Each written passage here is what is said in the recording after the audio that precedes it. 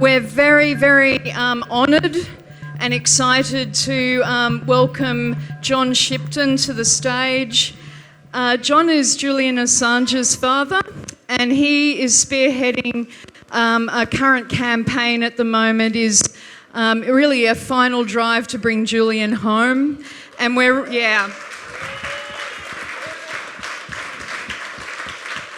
we're very excited that you included MardiGrass in this in your tour. So thank you so much. And you're off to, of course, the day in Brisbane tomorrow as well. So thanks so much, John, and we look forward to hearing more.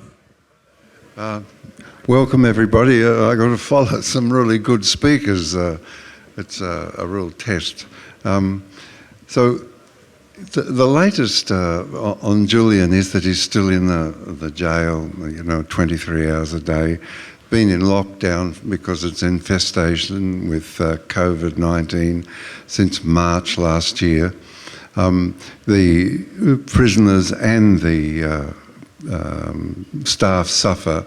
Consequently, when your hours of recreation time comes up, often there's no staff available. They just say, sorry, it'll be tomorrow.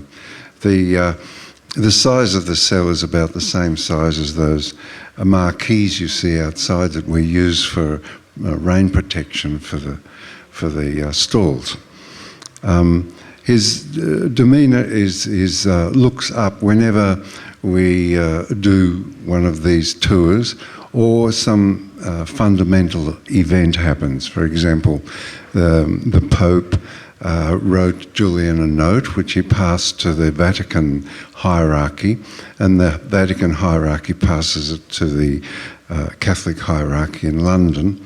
The Archbishop rings the local priest close to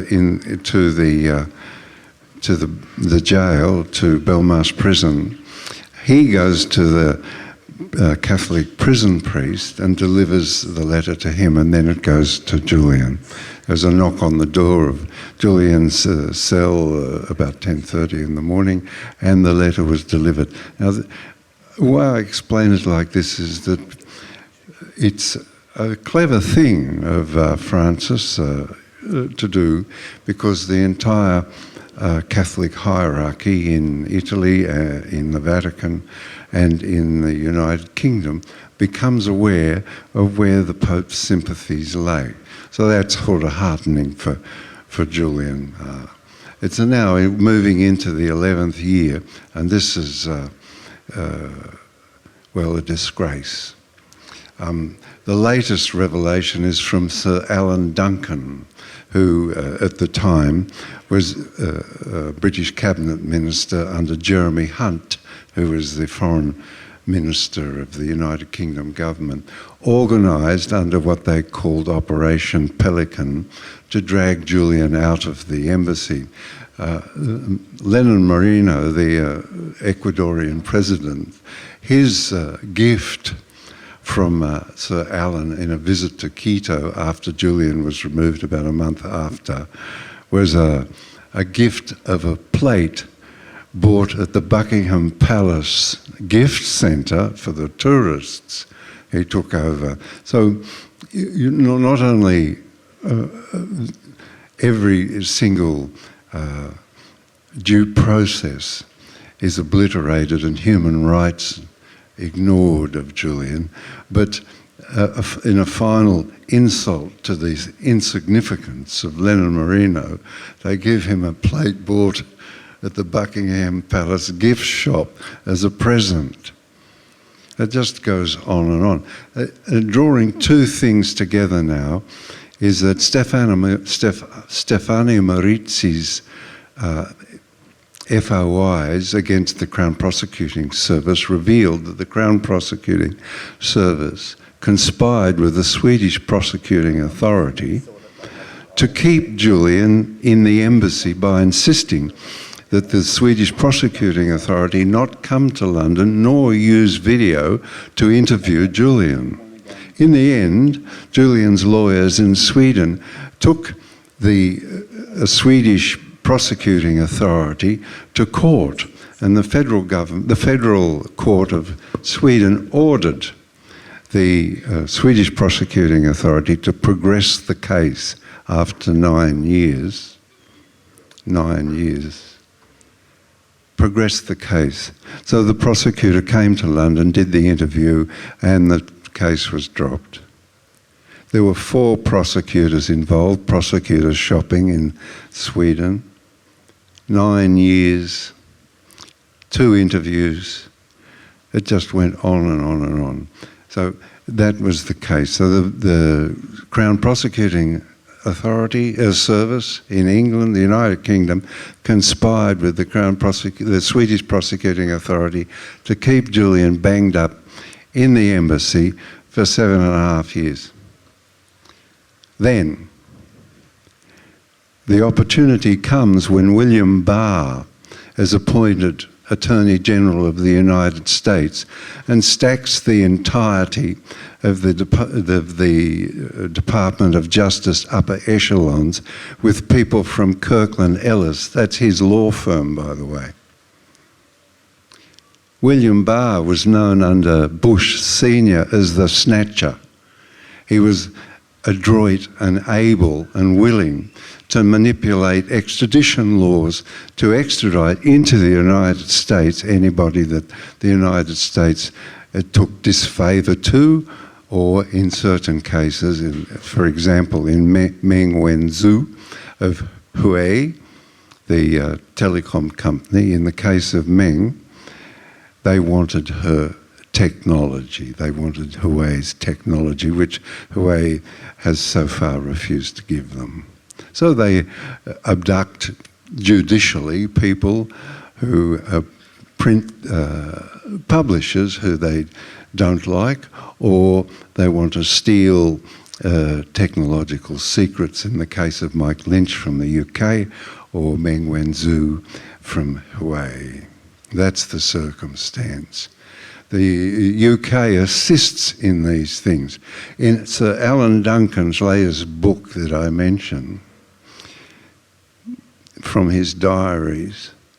Now, these circumstances I just described happened to an Australian citizen, Julian Assange. Not one mention, not one, and I repeat, not one, of Australian government insisting that Australian citizen Julian Assange be treated to his human rights, to due process, to procedural correctness. Not once. Nothing. Zilch. Nada. Bupkis. Nothing. Not once. I don't know what these people do. There's been 4 administrations, 4 different governments since Julian entered the embassy in Australia. 4 prime ministers, and I think 4 foreign ministers. It continues. So it seems to me that it's an institutional problem in the Department of Prime Minister and the Department of Foreign Affairs and Trade, an institutional problem. We now have 2 Prime Ministers, ex-Prime Minister Kevin Rudd, ex-Foreign Minister Bob Carr, who have come out in support of Julian. I might add that Kevin Rudd is head of the International Peace Institute, which is an institute wherein the immediate previous human rights head of the Human Rights Commission, the United Nations Human Rights Commission in Geneva, Zayed Al-Hussein, is the CEO, and he is a supporter of ours as well. He's also on the board of Human Rights Watch, as Zayed is, and as a consequence of that, you will see just this week, Human Rights Watch has declared that Israel is an apartheid state. So there is, amongst the organisations that support Julian, some depth, strength and determination. There isn't any in our government so far. In Parliament, we have now 26 MPs in the Assange group. 26. There are several others who are sympathetic and make that known to me, but don't join the group. That's around about 12% of our Parliament are supporting Julian. This is a phenomenon that's generated from the ground up, from us, nobody else, from you and me. From you and I insisting that our government take the concerns of us into Parliament through our parliamentary representatives and put those concerns before the executive, and in the sovereign majesty of our Parliament, insist that the executive adopt laws or adopt policies which reflect our concerns.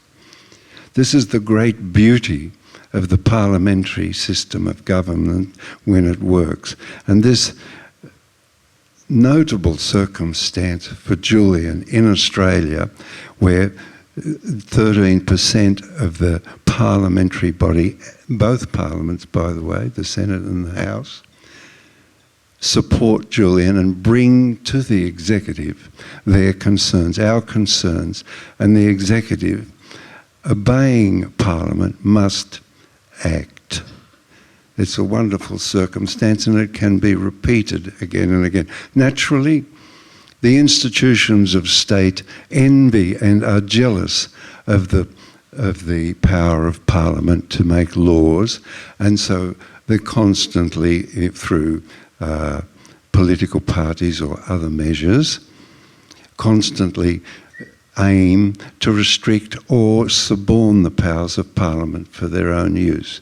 But in the case of Julian Assange, you can see that the parliamentary system of government can work effectively and can be reflective of the concerns of the community, as it should be. Another example that may interest you is my I will say daughter-in-law, but she's the mother of my granddaughter Rosa and the partner of Gabriel, my son. She put together a series of petitions, but only into the local electorate. That is her electorate, Wills, down there in Melbourne. Used to be Bob Hawke's electorate. So she put these petitions, the assignees are the local constituents of that electorate, the electorate of Wills. Then taking that to the present sitting member, Peter Khalil, and saying to Peter, these are the concerns of the citizens, we want you to join the Assange group and then make a public statement of support. And this worked. So one moves towards success from the weakest point, and that is the circumstances of the local member. We can't say to the government, look fellas, you've got to do this. I would like to, I'd like to say to Scott Morrison, get on the blower, Scotty, and ring your mate Joe Biden and bring the boy home. But it works as a slogan, but it doesn't work practically.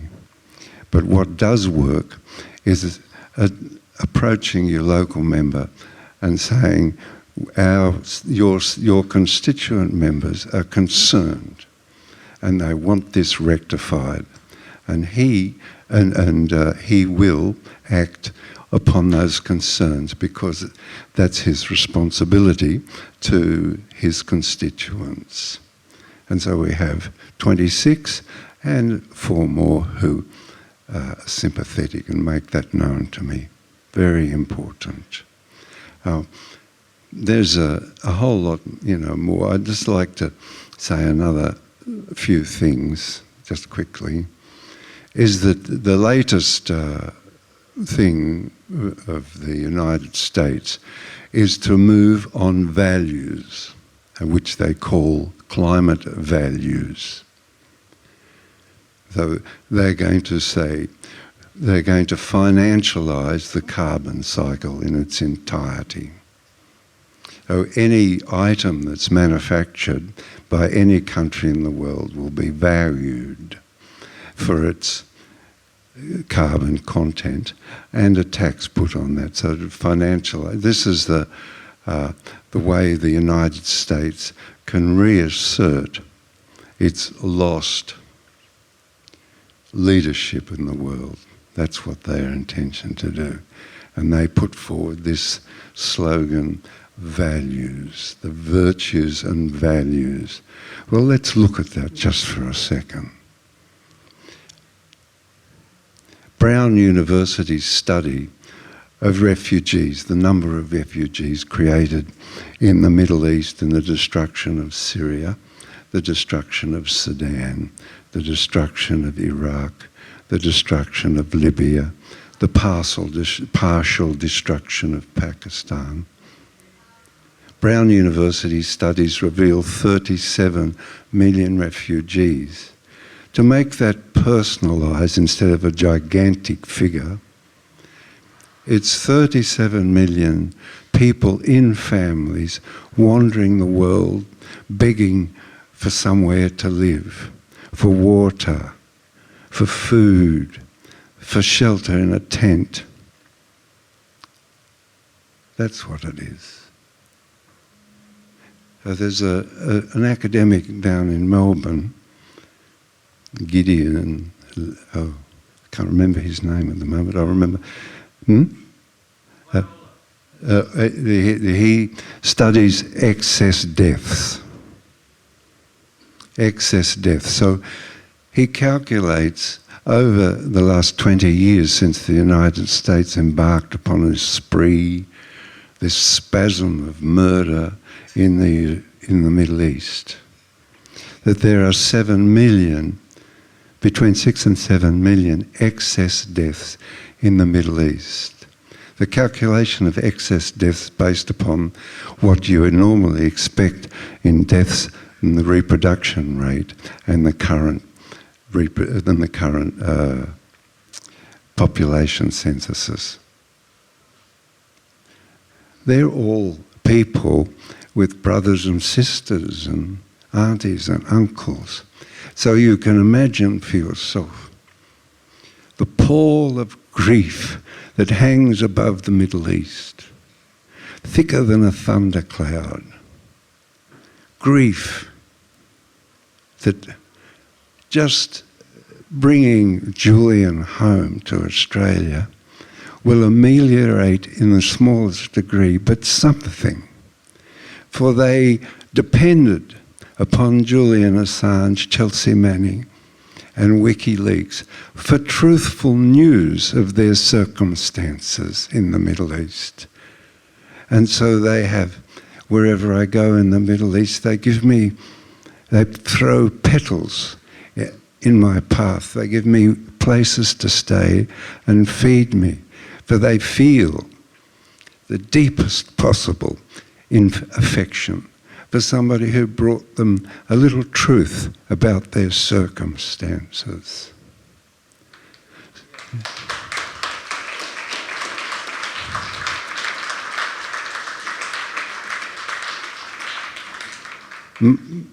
So our work to bring Julian home is a gift to ourselves, a gift to the standing of our nation in the eyes of others, and a small gift to those in the Middle East who have suffered under these spasms of murder that have been going on for 20 years.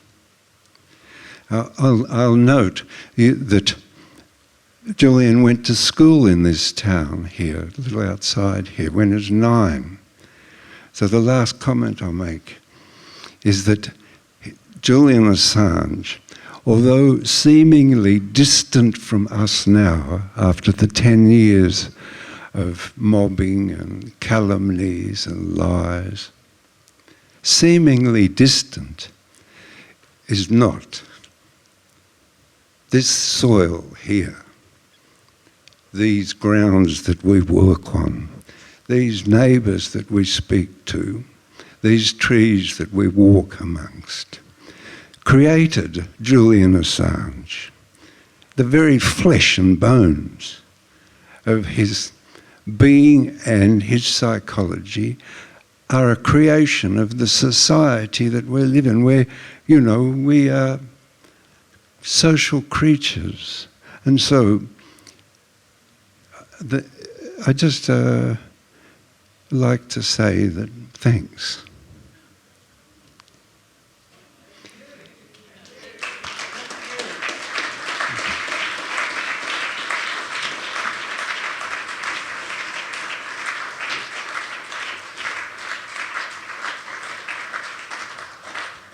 Are you going to take any questions? Yes, if somebody would like to ask a question. Please put up your hand and we'll find you. Yeah. I came in late, so I'm keen to know what's happening now and how Julian is these days. Julian, you know, is not the best. I'll be frank with you, he's not the best. A couple of years ago, the United Nations Special Rapporteur on Torture and Niels Melzer, Professor of Law at Glasgow University, with two experts on psychological torture, went to the jail in Belmarsh and interviewed Julian, and then they wrote an opinion, a diagnosis and an expectation and a requirement for treatment. So they concluded that he had suffered all the effects of psychological torture. So not the best. But our work here and the reverberations of just us here, they travel. We go to Belmarsh prison and bellow outside, you know, all sorts of things, no extradition and so on. And they hear that inside. Well, Julian hears it. And this protects him and raises his spirits, because the great thing about, the awful thing about being in a small cell all the time, all day, every day, years, is that you lose belief and faith in the fellow man. Well, that's his current circumstances, yes, yeah. Question here? Firstly, I'd like to thank you, Mr. Shipton, for everything you're doing for your son. And I think you're a great model for other fathers, other parents whose kids get into trouble. So thank you for doing that and for your advocacy. Thank you.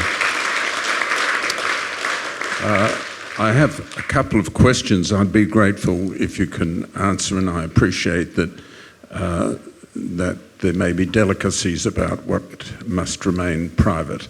Can you tell us what the Federal Attorney General and Shadow Attorney General and the Federal Foreign Minister and the Shadow Foreign Minister, where they stand publicly on the issue of release of your son? And could you also comment specifically on whether you think the major issue is legal fairness, or in this case, lack of legal fairness? Finally, I'd be grateful if you could give us some advice about how we can help your son in a practical way. Thank you, Alex. Well, Anthony Albanese, I ring him up and he makes time to see me. We just have short meetings, which I appreciate very much. Anthony made a statement in Parliament, in caucus, supporting Julian. I think the phrase was, 10 years, enough's enough. It's time he came home. The government's got to do something. Mark Dreyfus, the Shadow Attorney General, made a longer and more general statement along the same lines. The triannual conference of the ALP voted upon and unanimously accepted a motion that the government must act to bring Julian home. Marie, generally, I don't personalise politics. I'm not in the business of calling politicians names. I want them to. I refer to them as parliamentarians and not politicians, and I want them to respond to the requirements and responsibilities, obligations as members of Parliament to the institution of Parliament. So I leave out the current executive, except on occasion I'll make comments like, Scotty, get on the blower. However, if you forgive me, I don't feel it's my part to. And also, if I go around and saying, well, this politician's not up to the mark, and then I say to him or her, will you give us a hand? Well, I'm not going to get far, am I? Just say, right, So the third thing is how to help. Well, there's if you use Twitter at all, or you can search Twitter anyway, for Lou Allen, Louallen 15. Louallen 15. Is it A-N? Sorry, I don't know my daughter-in-law's name, I don't know. Oh my God. Anyway, she has a review of how she brought the local member for wills to join the Assange group and to make a public statement of support. Very important. It's simple, easy, and immediate. You don't have to wait for a result. Also, it gives the what you write or what Louisa wrote, and so that you can adopt it to yourself. So that's Lou, Louallan 15. It's very good. If you want to write to Julian, there's another one, writejulian.com, if you want to send Julian a letter. So all of these, I just expand a little bit. In Germany, there's a cross-party group. In the Council of Europe, they've made declaration that Julian's protected. The Austrian government has made a similar declaration. The Human Rights Commissioner of the Council of Europe has made a declaration of support. The Italian government has a cross-party group. The Spanish government has a cross-party group. The French government has a cross-party group. The UK government has a cross-party group. All support. So we're not alone in this, but what we are is in the forefront. Started here 3 years ago, 2 parliamentarians supporting Peter Wilson and Andrew Wilkie. Grown from there, and only grown because of your strength.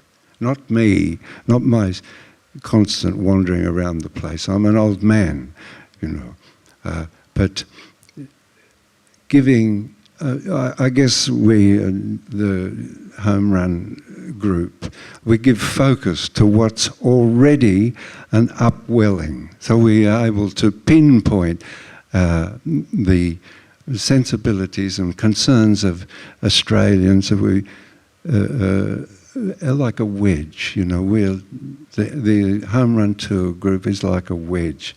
We take your strength, your force, and take it to Parliament, and the parliamentary group expands. There's no magic in it. It's just wonderful to see how effective parliamentary governance can work with the participation of the polity of us. Anyway, I hope, Alex, I've answered your question sufficiently. Any other questions? Yes. Just wait a moment. I'll come over.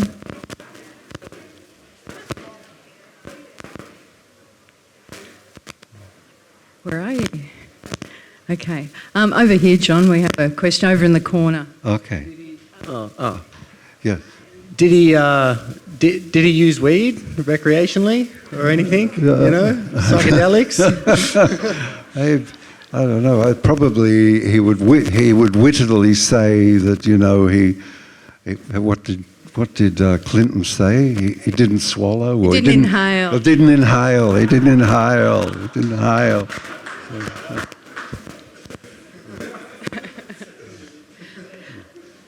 Here we go. I'll come over.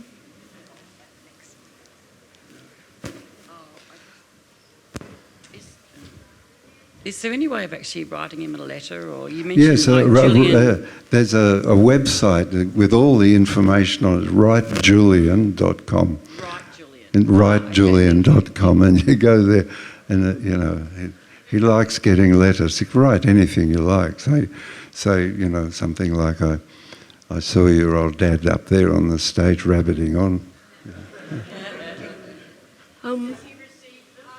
Yes. They come in batches so that they have to be examined to see that you know they're fair and square under their rules, and then they give a badge. When Julian first came in, they didn't give him any. I think for 3 months, and something like 500 turned up on the doorstep. So we shouldn't put it in the envelope. No, unless you're sending it to me.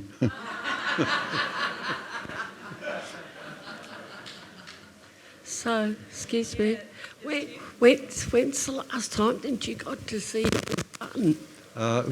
So since March last year, the jail went into COVID lockdown. It is still under lockdown, so I saw Julian in March. There was one visit of Stella and the kids, which was quite bizarre. So the visit was under the circumstances. Julian had to be in full PPE, gown and mask and so on, and a head and hairnet, and the children weren't allowed to embrace, or Stella's not allowed to embrace either. And the circumstances of the enforcement of that rule are as follows. That if they embraced, even accidentally, Julian would have to spend 2 weeks quarantined in solitary confinement. Oh, the ironies! What difference, you know? Yeah. You're not old either. You're doing a wonderful job. God bless you. Thank you.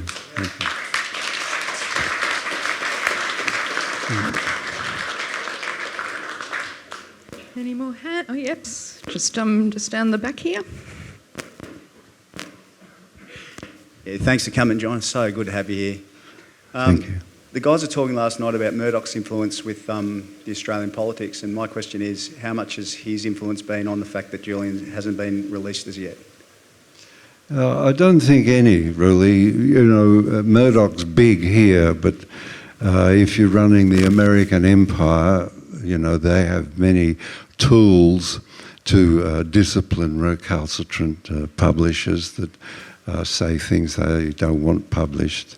The way Murdoch stays at the heights and continues to escalate is to say things that the American military complex and, you know, the American establishment want. That's how you get on. That's how Rupert's got on all the time. In Australia, of course, it's a bit different. He stands as a giant here. But if you're running the American empire, you know, he's a significant figure, but not a giant. I do a trick to myself so that I can get some understanding. You know, I'm brought up in Australia, so I intimately know in my soul the effects of being under power, not having power. I have to watch how power distributes itself and be quite aware to look after my family and friends and the conversations that I have. So that's under power. Though I cause myself to imagine what would it be like to administer power of such enormous power, where you can decide, oh well, we'll destroy Iraq or something like that, and we, you know, the actuarial accountants know how many people were killed, what the attrition rate of the soldiers, what the attrition rate of the tanks and aircraft, and you know how many. And of course, modern warfare's against civilian populations. They don't fight other soldiers. They just destroy all the infrastructure that supports organised life. What would it be like to have that sort of power? So I use that tool to position ourselves into where we can have effect. We can't take them on head on. We can't use rhetoric, calling them names and all that sort of thing. They destroy Iraq. 20 million people around the world marched to stop that war. 20 million of us. I was one of them. It didn't work, you know. So taking them head on doesn't work. We use, you know, guile, artfulness, charm, determination, wit, and attack at the weakest points that we can possibly find. And I don't mean that our local members are weak, but that's the starting point. That's where we start.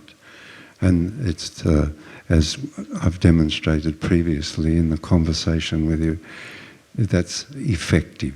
Also, the ACTU, unions worldwide are supportive. Worldwide, I meet them everywhere. They've fought for years, but they don't get reported.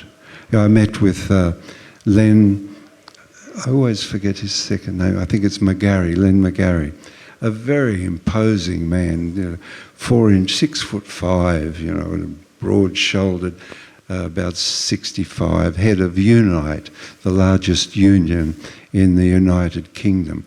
Wonderful man, sat me down. He serves you tea himself. He doesn't have servants come in. And says, well, what can I do? And so we are connected up with the ACTU here through through Unite's International Directorate. We're connected up with the Teamsters through Unite's International Directorate, and also the auto workers in the United States, several other unions that I can't bring to mind, but they're mostly around, they're not construction unions, I think they're engineering associations. So that, I give praise to all these people and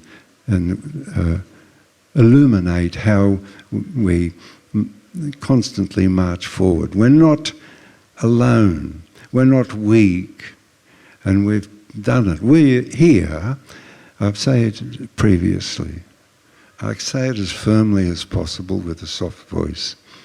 We are in the forefront. We have done it. Brought this matter to a head globally, to wherein the considerations you never see in any newspaper anywhere in the Western world anymore. You never see smears and calumnies issued against Julian Assange, ever, never anymore. So the circumstances that we have brought about are considerable. Yesterday we had a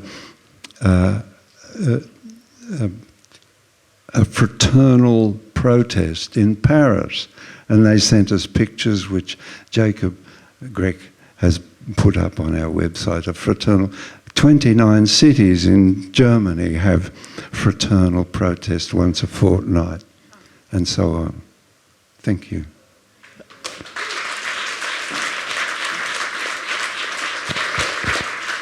I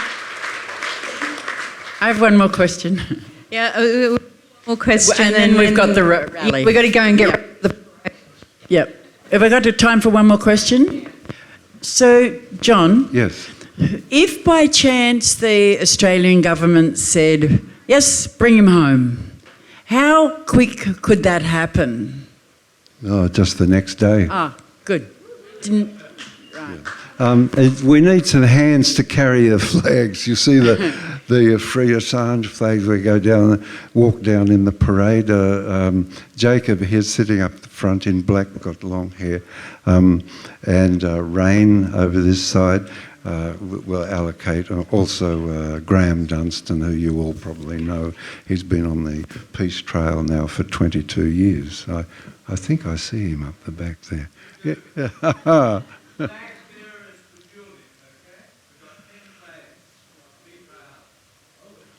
And anyway, thanks a lot. Let's do the march and shout a bit, this and that. Thanks. So much, John.